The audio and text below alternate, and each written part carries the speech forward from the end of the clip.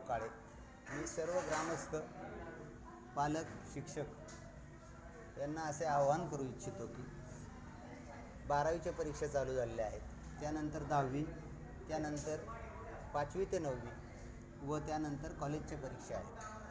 हे परीक्षेचं वातावरण जवळपास 3 महिने राहते.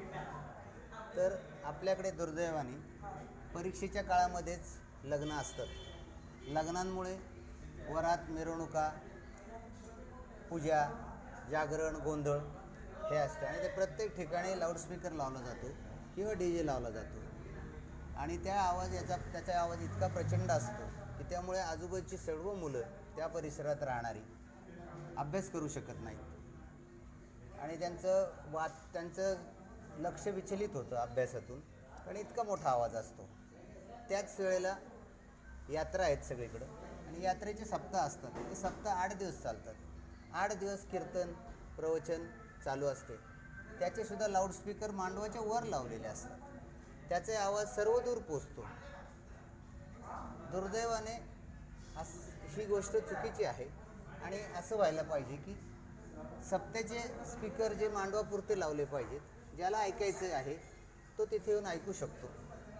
DJ लावायचा असेल वरात, मिरवणुकीला तर थोडा वेळ लावला पाहिजे, त्याचा आवाज कमी ठेवला पाहिजे. वरात चालती 4-4 तास. ज्याचा आनंद असतो लग्नाचा त्याचं ठीक आहे, पण त्याच्यामुळे रोज एका ठिकाणी जर वरात असेल आणि रोज एका ठिकाणी पूजा असेल तर 3 महिन्यातली 1.5 महिना लग्न जर असतील तर 1.5 महिना मुलांना अभ्यास करता येत नाही.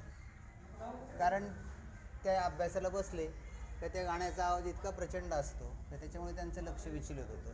त्याचबरोबर पालकांना घरात TV बंद ठेवला पाहिजे, मोबाईल वापर कमी केला पाहिजे आणि ह्या सगळ्या गोष्टी हे सर्व मिळून केलं तरच होणार आहेत. म्हणजे ग्रामस्थ, शिक्षक, पालक आणि सर्व संस्थाचालक हे सगळ्यांची जबाबदारी आहे की मुलांना अभ्यासासाठी पोषक वातावरण तयार केलं पाहिजे घरात आणि बाहेर.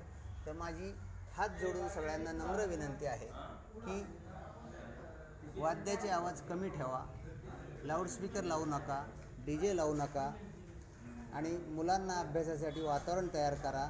मुलं हीच या गावचं पुढचं भवितव्य आहेत. नमस्कार.